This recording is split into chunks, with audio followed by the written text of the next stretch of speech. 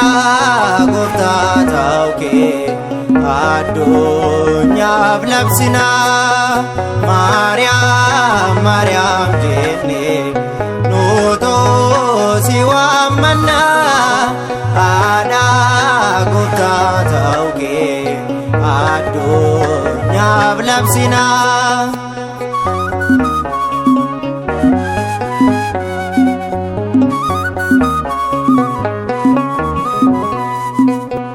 Nuutoo ijoolleen kee si qabannee baanee mana kee nu tursee akka nuti hin bannee. Ani kee ta'uu koo warreen hafanii ani si filannaan hunduu gungumanee.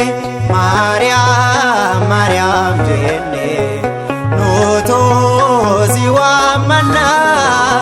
Aadaa gooftaa ta'uu kee addunyaaf labsinaa.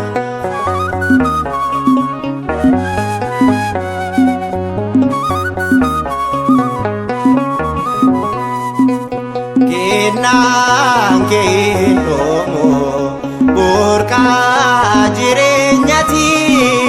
Kan si eegituun jiru addunyaa irraati.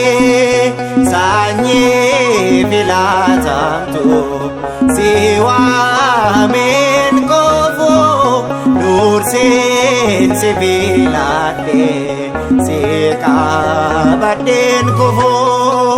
Maariyaam Maariyaam jennee nuutoo si waammannaa.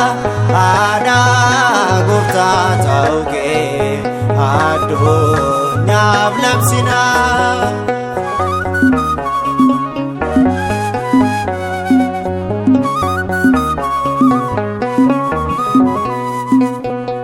Qabeenyi koo si'i kaayyoon jireenya koo lubbuun kiyyaas keeti hanga xumura koo.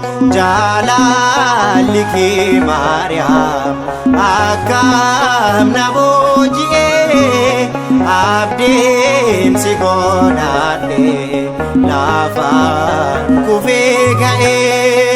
Maariyaam Maariyaam jennee nuutoo si waammannaa.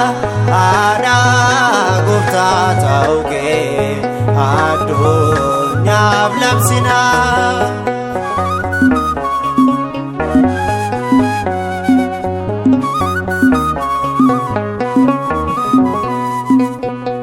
Mi'aawa maqaa kee dammarra kan caalu dubartoota keessaa eenyuun si madaalu. Dubbadheen feetu kan kee anaaf addaa. Kan naaf gootee hundaaf oolmaa narraa qabdaa. Maariyaam Maariyaam jennee nuutoo si waammannaa.